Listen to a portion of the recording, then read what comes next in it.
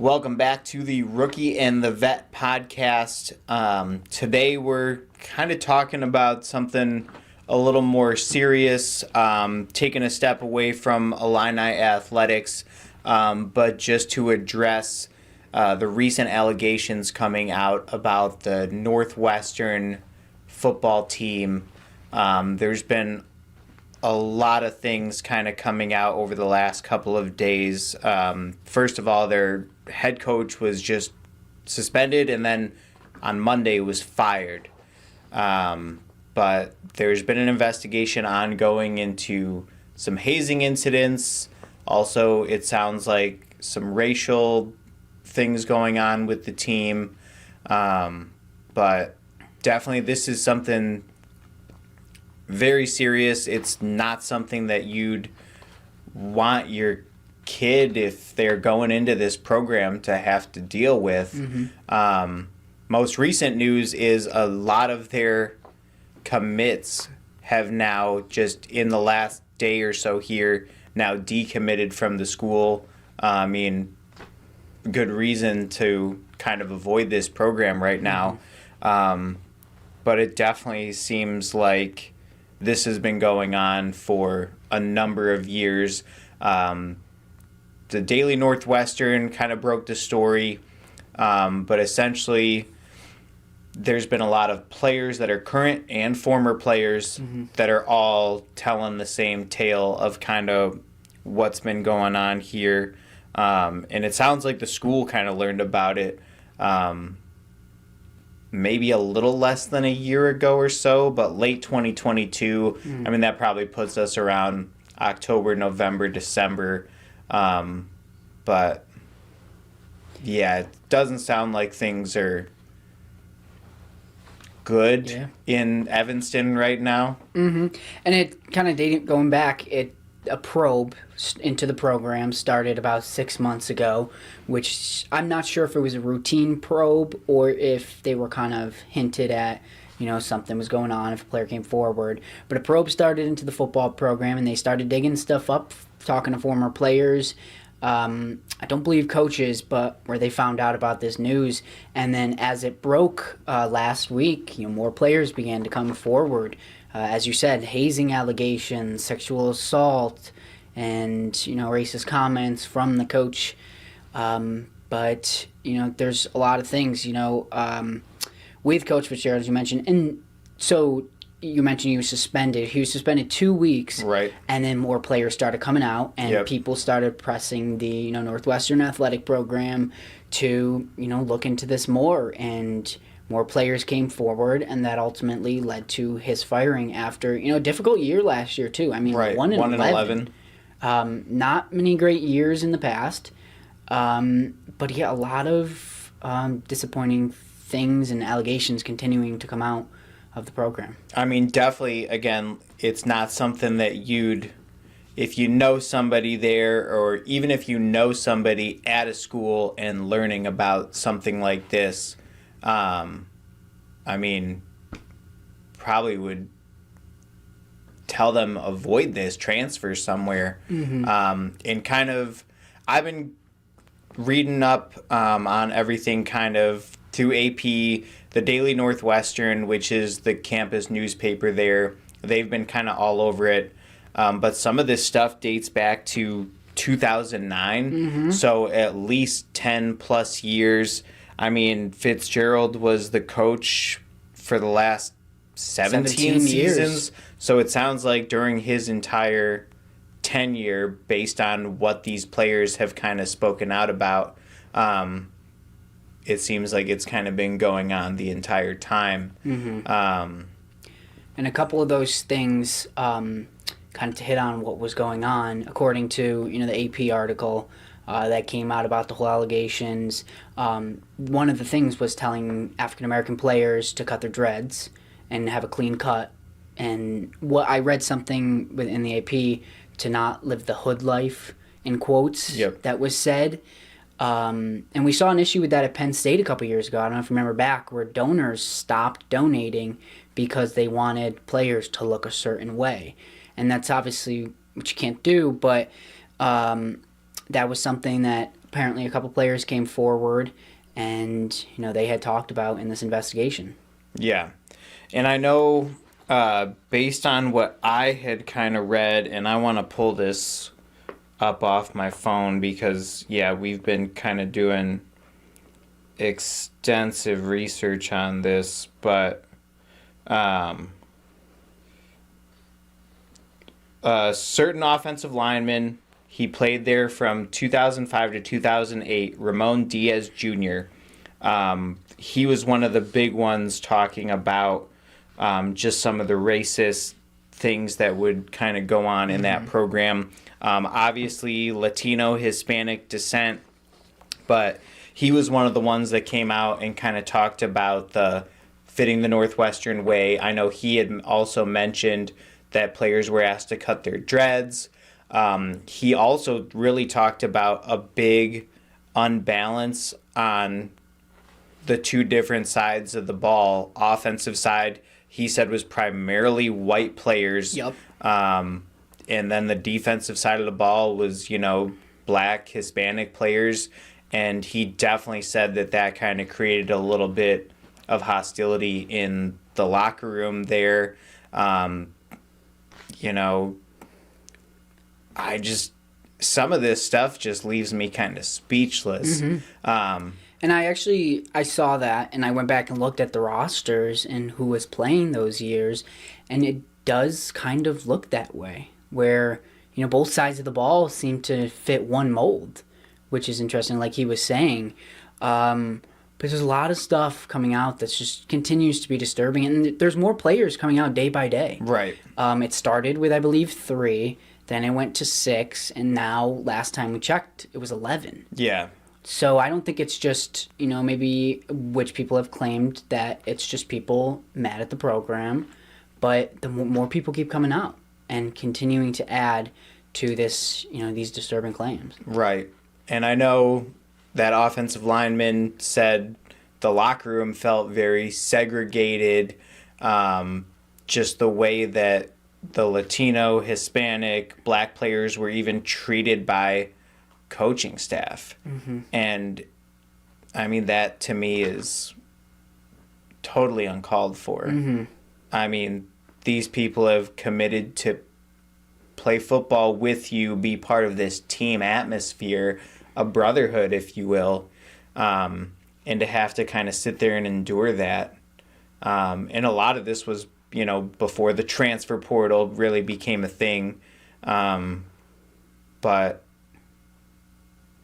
I mean, you kind of feel for some of these stories that they're telling, and stepping away from the racist stuff, but some of the assault, sexual harassment allegations. I mean, the 2 players who have been the most vocal are anonymous, so we'll probably never know who those 2 guys are. But the one has continued to kind of say that, the things that he went through, the things that his teammates went through, definitely have given them just mental frustrations, anxiety. I mean, they've talked about guys wanted to commit suicide because of what was happening in this locker room. And so many players, when I watch interviews after college, they talk about how college football is the best time of their life. And when, you unfortunately go through something like this, you don't get that same experience where, you're not looking back thinking of the great memories. You're thinking of memories like this that, like you said, kind of can scar you for life. Right. And some of the other things, and while I don't know how much we'll go into it, but, with some of the allegations, I know the AP mentioned, like, players were dry humping each other, underclassmen from upperclassmen. People ended up being naked, like, doing acts, and it's unfortunate. Right. And I know they've kind of, as the one player said, it's done under a smoke and mirrors act of this is team bonding, but I mean, to me, that's not team bonding. That's making you say what is happening with my teammates. Team bonding is going out to dinner. Dinner, I mean, Illini football players just had a big paintball thing. Yep. That's team bonding, having fun with each other, not this kind of activity that, I mean, really makes you question what goes on in kind of some of these people's minds, that this is like the initiation process and stuff like that. But And what I'll add is, in this investigation in the probe by the university, you know, they found a lot of evidence. They found evidence backing it, but what they didn't find evidence to was that other coaches, you know, knew about this or anything. From their, you know, research and talking to people, they came back with a conclusion that none of the other coaches knew. Maybe they did, but from their, you know, from their studies, research, whatever they did, you know, that came back without the coaches knowing. right. And I know one of the players seems to think that Fitzgerald knew. Maybe he did. Maybe he didn't. I mean, one of the things that they said, it was particularly to punish freshman players for mistakes that they made in practice or in games. And kind of the signal was like this clapping thing, and that would kind of indicate to, I guess, other players or something, like this person's the next one that's going to get this hazing treatment. And he did say, I want to get this right. He did say that Fitzgerald repeatedly made this signal during practices. So he seemed to think that the coach was initiating it, maybe, or who knows, maybe it's a coincidence that, you know, he's clapping and just to be like, I don't know, almost to maybe just ridicule a player, like, oh, hey, good job on that catch, and like, I don't know, just to give him a tough time, but I don't know. Yeah, and tell me a little bit about more, because I know you read up on it a little bit, the Gatorade, what the player came forward about, you know, what they did, you know, kind of hazing players by drinking Gatorade. Yeah, so, again, this was, a lot of it seems to kind of come from this one anonymous player who spoke with the Daily Northwestern. And aside from the racist stuff, the sexual harassment stuff, he also went into detail about something called the Gatorade Shake Challenge, where mostly freshmen, but, you know, team members were forced to drink as many Gatorade shakes. And I guess, I mean, when I think, I'm just thinking bottles of Gatorade, but maybe it mixed with something. As many as they could in 10 minutes. And he said he's witnessed this on several occasions, but he's never not seen anyone throw up. Or everyone who's ever done this has puked their brains out or something like that. And he said, like, his roommate, I guess, had been subjected to this at one point, and his teammate couldn't eat for like 2 or 3 days because of, you know, whatever it's doing, I'm sure, internally in your stomach, in your intestines, and things like that, like, are a little kind of common in colleges, unfortunately, with hazing, especially when you get into like the frat communities. And right. It's not just Gatorade. And so to hear that, it's disappointing with teammates, like, you know, from what I've read from these articles, it's the upperclassmen to the underclassmen, right. What it seemed like. And those are the guys you look up to. Right. So I know, like, when I was younger and playing sports, I'd pretty much do whatever the upperclassmen said. So you're put in a position, a very difficult position where, you know, these players may have felt forced. Yeah. And I mean, going back to just initiation process, it's like you're already on the team. But it's like, are you to somehow gain people's respect by doing this, participating in this, or are you going to earn their respect by being an outstanding player and great at your position that you play and the number of receiving yards you can put up or the number of touchdowns you can throw for or the number of tackles or interceptions? I mean, that to me is worthy of more respect on a football team, your playing ability, than how many Gatorade shakes you can take down in 10 minutes. So, I don't know. I mean, going back to, when you and I were in youth sports, I mean, I feel like if anything like this had come up at this point in my life, I would have been able to say, no, I'm either going to quit or I'm going to be on this team, but I'm not going to subject myself to this kind of activity.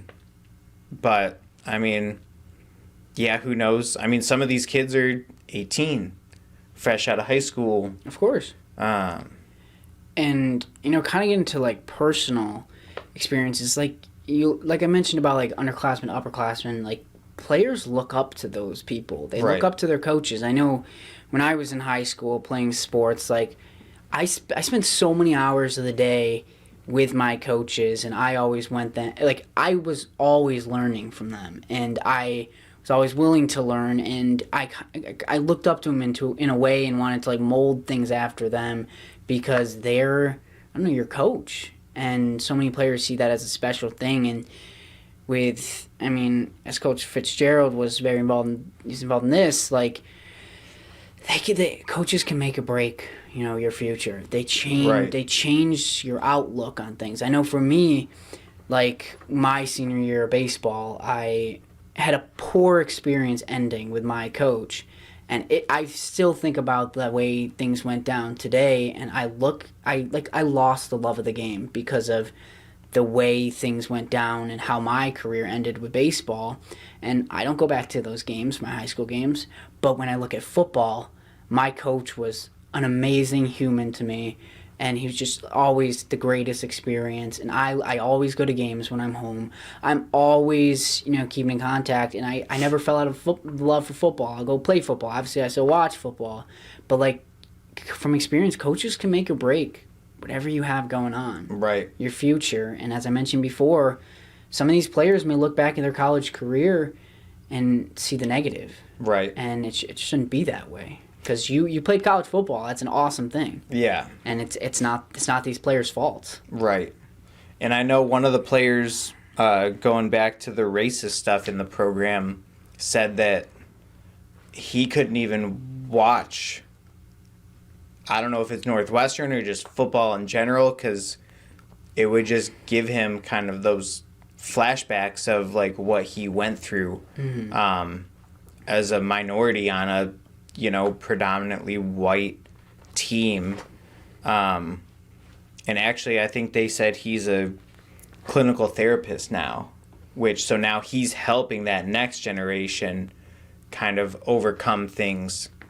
And he used his experience a little bit and his education at, a very good school. Because let's face it, Northwestern is up there. Of course. But so I did kind of like that story a little bit, and how, overcoming things and now helping that next generation kind of overcome things. I coached youth lacrosse, and I coached one group of kids from about middle school, junior high, 7th grade, all the way up until they were juniors in high school. Definitely you hear about things when you're a coach. I'd like to think that I knew everything that was going on, but I knew if a player was getting bullied. It wasn't common, but it did happen maybe once or twice. But my thing was I tried to make that kid a little bit more included. I know some of these kids looked up to me. And so when they see my interaction with this kid and treating them like I treat the other kids, then I think it kind of helped that kid gel a little bit more with the other players who maybe were giving him a hard time. And that goes straight off kind of what I was saying with, like, they do look up to their coach. And seeing them do things and having tendencies, like, you adapt to that and you kind of take those tendencies with you. And if the coach is leading a great program, you're going to lead, a great, whether it's your unit, offense, defense, whatever. It's going to trickle down. So many things in sports and in the office, wherever you are, they trickle down. And when the top is doing bad things, the bottom ends up doing bad things. Yeah. Which is, it's unfortunate. And I feel like coaches are kind of seen a little bit like teachers are in school, where of course these people are entrusted to look after these kids for hours at a time, which compiles to days and weeks. And you wouldn't want to just essentially throw a kid into the lion's den if you knew what was happening. You trust that they're going to take good care of your kid and maybe watch out for them a little bit, because these are the people that came to your home to sell you on this program, this school, why your kid should go there. So. Yeah. And, as we're kind of wrapping up a lot of the allegations and stuff, obviously we mentioned Fitzgerald fired. In his time with Northwestern, they had 110 wins. They had a few good years. Yeah. But definitely some years like this past year where they were 1-11, and they really struggled as a program. But they were in a conference championship a couple years back. They had 5 times finishing in the AP top 25. And I know he's a former player from Northwestern too. And I think during his time as a player, I believe linebacker, they won a Rose Bowl game, and he got the Bronco Nagurski Award that year, something like that. So definitely somebody who meant something to this program. Of course. And then to come back, and I think he started off as a linebackers coach before becoming an assistant coach and then the head coach. Yep. So, probably definitely not an easy decision by Northwestern? Yeah. Yeah. And it's always going to leave, I don't know if connotation is the right word, with that program. Just like it's kind of been like that with Penn State, where it's kind of been, people look at it different. But especially when you got a big figure like that in Pat Fitzgerald at Northwestern, according to all these reports, it's definitely, it's going to be something they need to move forward with and do things to create a better locker room. Right. And actually, I did think the Daily Northwestern did report that since all of this has come out, there's now going to be an independent person supervising this locker room who's not affiliated with the football program, possibly is affiliated with the university, or is to report back. And I think all just to make sure that none of this kind of stuff continues or keeps a closer eye on it. But it sounds like the university is taking measures to fix what kind of sounds like a broken system. And I won't go into it because nothing's there hasn't been much investigation, but there's been players from other teams beginning to come out to a Northwestern. So that'll be something to kind of keep an eye on and see if it's something that's just kind of gone through the athletic program. But like I mentioned, it's nothing solid. It's not anything to report on yet, but there's been reports from a few different outlets where players have come forward. So it seems maybe going through the Northwestern athletic department. Yeah. And I mean, definitely more is probably set to come out. I mean, this is still very brand new. I mean, we're talking, this has just been days into it at this point. So I mean, yeah, we'll see what deeper dives continue to kind of come up with, and I don't know. Yeah. Well, that should do it here Yeah. on Rookie in the Vet. Thanks for sitting with us, learning a little bit more about this Northwestern situation, us breaking it down and everything, kind of providing what higher end sources have kind of come out with and what players have come out with in terms of allegations for the program. If you don't already, check us out on all podcast streaming platforms. Make sure to follow our station on YouTube to watch the video podcasts. And we'll see you next time. Probably talking, I'm sure, something Illinois. Football season's coming up around Big the corner. Ten Media Days is coming up. Yep, so that's coming up soon. Starting to get through the summer months, so hopefully it flies by and we're in September watching Illinois football soon. Yep. Well, that'll do it here on Rookie in the Vet, and we'll see you next time.